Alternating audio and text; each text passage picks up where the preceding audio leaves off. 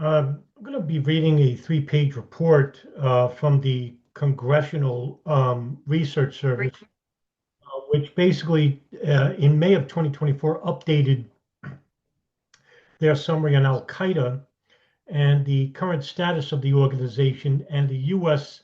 Policymakers' response to Al Qaeda over the last couple of years. And it's not so much of a hard read at all. It was a very basic overview of what's happening to Al Qaeda, but it basically does ignore the severity of Al Qaeda and the threat that they were. Now, for those who want an in-depth conversation about this situation with Al Qaeda, I just did a uh, very good interview with Sarah Adams and an insider who infiltrated the group in the Arabian Peninsula in North Africa. And it does talk about Al Qaeda in North Africa here. But let's read a little bit about this. I want to blow this up a little bit. Al Qaeda is a transnational Sunni Islamist terrorist organization with a network of affiliates. The group rose to global prominence after perpetrating the September 11 attacks. And it talks about this. And I'll read it from here. The 2024 annual threat assessment of the U.S. intelligence community described Africa as the center of gravity in the Sunni global jihad, although it did not characterize affiliates there as posing a direct threat to the U.S. homeland. U.S. policy efforts as directed and overseen by Congress to counter al-Qaeda have included military action, foreign partnership sanctions, and law enforcement activities. And as you could see, right off the bat, they think that the hub of Islamist activity is in North Africa.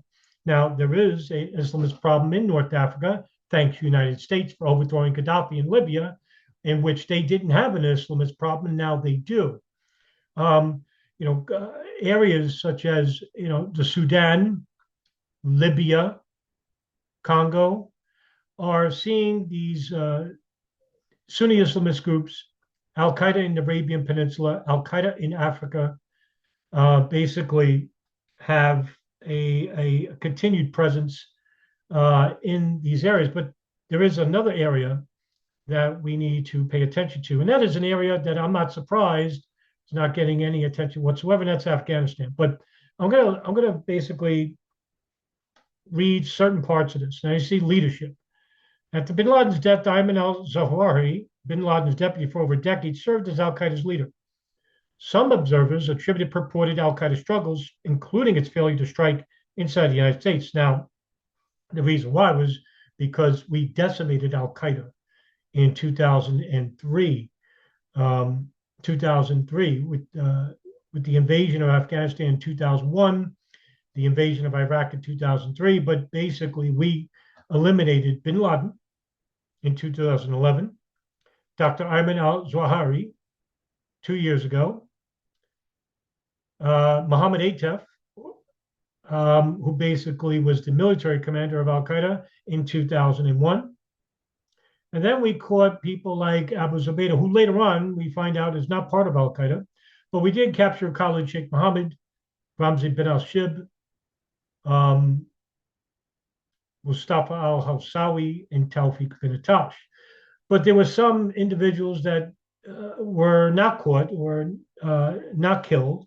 And one of them was Saif al-Adil, who is the unofficial emir of al-Qaeda. But according to Sarah Adams and the podcast interview I did, it is Hamza bin Laden, the son of Osama bin Laden, who is the new unofficial emir of al-Qaeda. And that would make sense to keep the bin Laden name as the head of al-Qaeda for successful recruitment efforts, and to also give al-Qaeda prominence. Saif al-Adil is probably the most experienced in terms of years with the organization, and probably would be a better suited emir for the group. Hamza bin Laden is the unofficial emir. Others argued that Zawahiri's more restrained approach was an asset. And we'll go on this side of the page. Created space for al-Qaeda affiliates for pursue regionally tailored strategies. I'm sorry, it's over here. It's right here. Al-Qaeda has not announced Zawahiri's successor, although United States sanctions monitors and others assess that the de facto leader of the group is Saif al-Adil.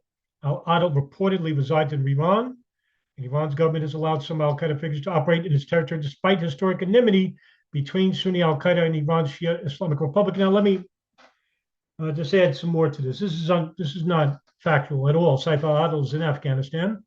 And although he did travel to Iran, he was under house arrest. Now, going back to a Times report in 2006, when in the immediate aftermath of 9/11, bin Laden's family split in two, and the organization as well.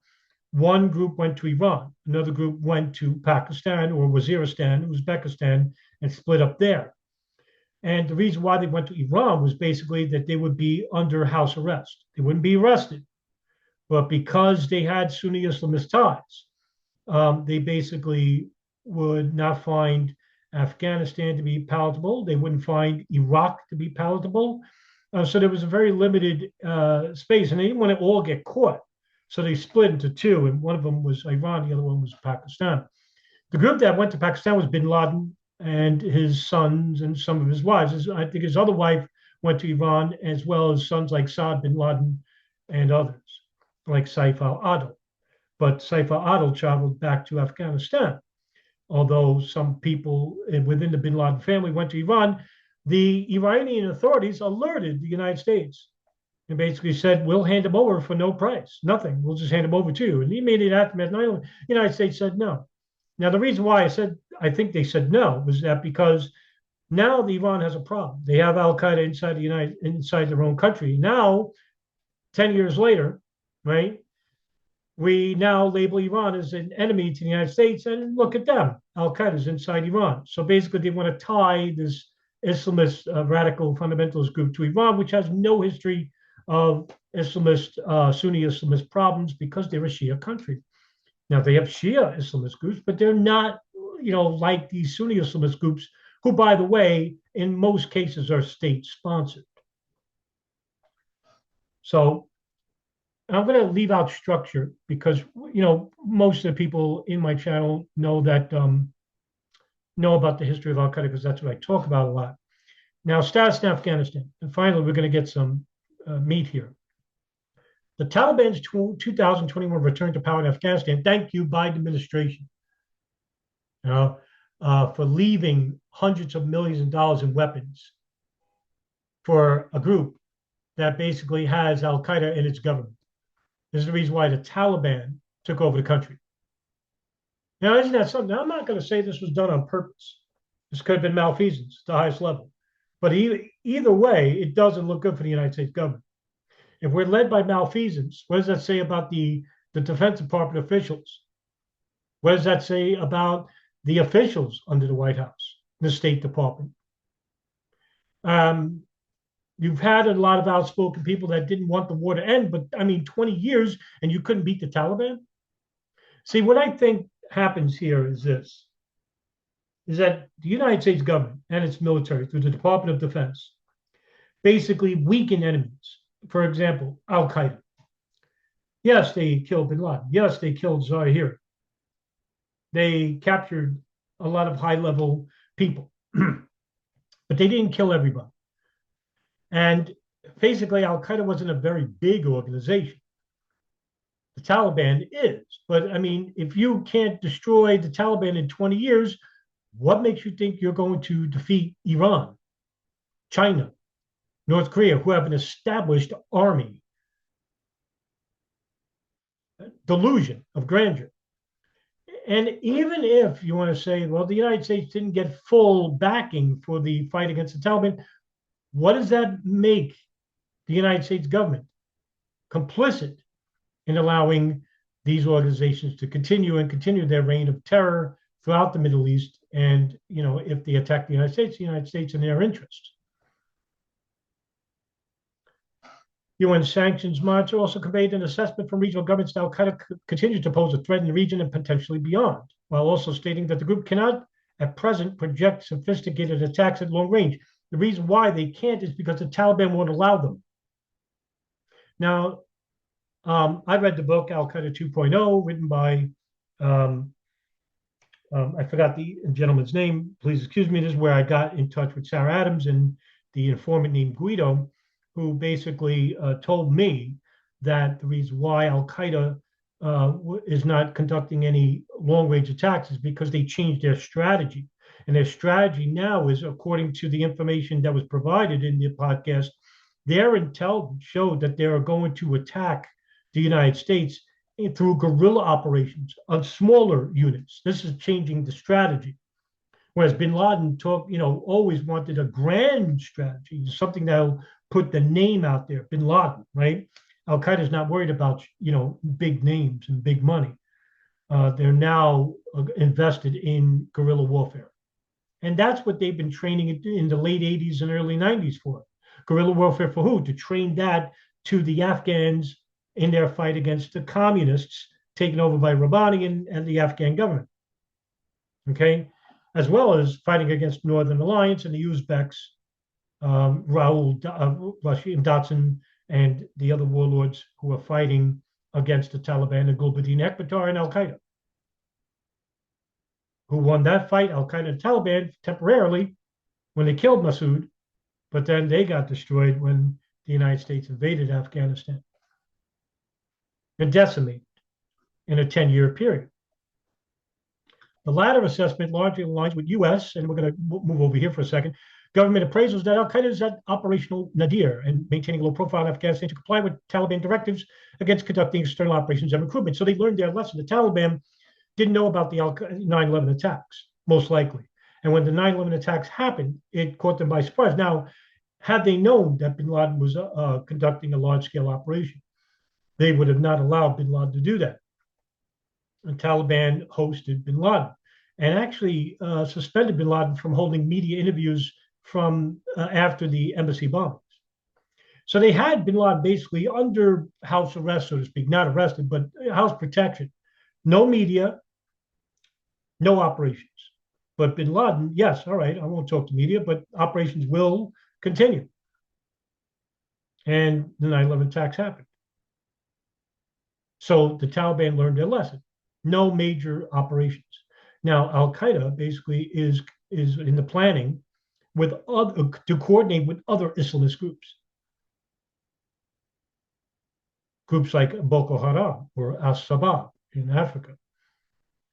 I don't know the state of Abu Sayyaf anymore, although they exist, but they're not a major player anymore. And the Philippines police really cracked down on Abu Sayyaf, as well as the Jemaah Islamiyah in Indonesia. Regional developments, notably the 2003 invasion of Iraq and the post-2011 instability that engulfed some states after Arab Spring protests, created opportunities for Al-Qaeda affiliates throughout the Middle East and North Africa. So the reaction is in the reaction. The United States' involvement in these countries through the military just create the vacuum for these groups, and they know that. I mean, you can't tell me that certain people follow. How about foreign policy advisors and foreign policy? How about U.S. policymakers? People at the Department of Defense, high levels, know exactly that we are creating the vacuum for these groups. And if we're going to create the vacuum for these groups, why not take advantage and use these groups to overthrow governments? That's exactly what happened in Syria. Almost, anyway. Timber Sycamore, which was a CIA-led operation that was backed by Israel, Saudi Arabia, and Turkey to use Islamist groups that were supposed to be fighting in the war on terror to help overthrow Bashar al-Assad in Syria. Not a conspiracy. I mean, this is historical fact that we use Islamist groups for our interests, not theirs. Right? So let's go to the section here called U.S. Policy Responses. The U.S. campaign against Al-Qaeda, now in its third decade, spans a wide variety of policy areas. The United States have conducted airstrikes on Al-Qaeda targets in at least 7 countries since 2012. In 2021, the United States removed military forces from Afghanistan and initiated Operation Enduring Sentinel as the U.S. mission to conduct over-the-horizon counterterrorism operations outside Afghanistan against threats emanating from within the country. Earlier that year, President Trump ordered the withdrawal of U.S. forces from Somalia. President Biden ordered their redeployment in 2022. Over 1,000 U.S. forces in Niger conducted intelligence, surveillance, and reconnaissance and security cooperation until a 2023 coup. In April 2024, U.S. officials stated plans to withdraw troops after the ruling junta rescinded the U.S. status of forces agreement. The United States seeks to combat Al Qaeda and other terrorist threats by, with, and through local partners, including, though, the provision of security assistance and, in some cases, logistical, intelligence, and/or advisory support. Some observers have argued that such efforts require U.S. military presence to be successful. The United States also works to bolster partners' states' civilian law enforcement capabilities and strengthen governance. As all has an outline. The outline is to destroy Al Qaeda in the Arabian Peninsula, destroy Al Qaeda in Afghanistan, and destroy Al Qaeda in North Africa. And none of these operations have been successful totally. Yes, we have been successful for a majority of these operations, but not fully. And that's saying something. And we're trying to get rid of the threat here. If you want to get rid of the threat, get rid of the financial donors, get rid of the backers, and then finally cut off all any connections to these foreign governments, and then you can isolate these groups and destroy them from within. Now, if you're going to collect intelligence through signals or human intelligence to get a better understanding of what groups are located in what towns and cities and countries, and then destroy the groups themselves, that's okay too. But that hasn't worked, not even for the CIA. And the CIA was, in fact, the major motivating factor in the elimination of Al Qaeda in 2001 in Afghanistan after the 9/11 attacks. And that was led by the U.S.'s, the CIA Special Activities Division, headed under Hank Crumpton. And, you had Operation Jawbreaker, which basically was headed by Gary Bernstein, and the Afghan warlords, in the elimination of most Al Qaeda and Taliban officials and members. But when it came to bin Laden, whom they had surrounded, he escapes. Why? Does he escape because the CIA was surrounding him? No, it was because the State Department under the Bush administration didn't want to give the United States military and the CIA extra additional personnel to eliminate this threat. Now, why? Now, of course, according to Gary Bernstein, he basically said that the United States was already invested with the war in Iraq. But he also had this to say, and that was that, they thought that with bin Laden still alive, they could keep the Al Qaeda threat alive in Iraq, which was needed. And what happened? Well, we went to war with Iraq because Al Qaeda was procuring chemical and biological weapons with the Ba'athist government under Saddam Hussein, which we find out that wasn't true. How did we get that information? Through the torture of Sheikh Ibn al-Libi in Egypt. Now, the Egyptians tortured him, but it was through the authority of the CIA. George Tenet gives the information to Secretary of State Colin Powell. Colin Powell goes before the United Nations Security Council and gives this presentation filled with cartoons and information that doesn't exist. Afterwards, Colin Powell said, "Do we have this information vetted?" And George Tenet lied to him and said yes. But the information wasn't vetted because the information didn't exist. You'll see policymakers also seek to combat Al Qaeda and other terrorist groups by addressing the drivers of extremist recruitment, by blocking the financing of Al Qaeda and its affiliates through sanctions and other tools, and by prosecuting individuals in the United States for providing support to groups and its affiliates. But most of their backers come from Saudi Arabia, who basically is an ally to the United States, and so we won't do anything against Saudi Arabia. Right? It's a very good article. It's a very good document. I'm going to share it at the bottom of the screen for you to read in full. But it left out a lot, left out a good amount of what's going on. I don't agree that the Islamist problem, the hub is in North Africa. That is in Afghanistan, because even though that there are Al-Qaeda affiliates in Al-Qaeda in North Africa, there is a government in Afghanistan. It's an Islamist government, and it's headed by the Taliban. And for the first time, the government is co-joined between the Taliban and Al-Qaeda. That means Al-Qaeda is part of Taliban's government. And with hundreds of millions of dollars in weapons left behind by the Biden administration, you have now a formidable army growing in Afghanistan. We don't do anything about it. We're going to have a dual-edged sword here, because if we go to war with Iran, we go to war with Al-Qaeda in Afghanistan, where they conduct the terrorist operations, and we go to war in Afghanistan, will that destroy us financially? Will our military be ruined by these conflicts? I don't think that we can afford to have two enemies at once. For me, Iran's not an enemy. Now, Al Qaeda is an enemy. So I think we should be better waste our resources in Afghanistan than we will in Iran. But of course, the United States government is a criminal organization, and they go by their paymasters in Israel. That's right. That's how powerful the lobby is. And they'll spend millions of dollars on U.S. congressional officials, just like Saudi Arabia does. Saudi Arabia spends even more. In fact, no country on the face of the earth buys more American weapons than Saudi Arabia. So there you have it. All right, guys, that's the end of this video. Thank you for tuning in, and now see you in the next video.